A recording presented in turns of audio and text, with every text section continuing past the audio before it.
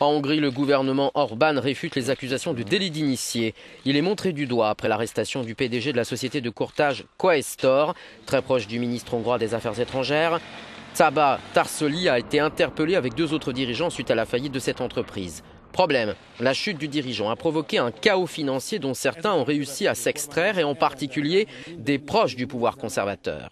Il y a 2 jours, le tout-puissant Premier ministre Viktor Orbán avait demandé le retrait de tous les fonds publics de cette maison de courtage pour éviter, dit-il, un effet domino et prémunir l'argent de l'État. L'opposition socialiste dénonce l'attitude du Premier ministre conservateur et appelle à la démission du gouvernement. Le gouvernement a mis l'argent de ses alliés et de ses proches à l'abri, mais il a laissé les citoyens dans la difficulté. Monsieur Orbán a outrepassé ses prérogatives, il n'est plus habilité à rester le Premier ministre de la Hongrie, il devrait démissionner. Dans les rues de Budapest, c'est la consternation et la colère qui prédominent à l'image de ce représentant des victimes de la faillite.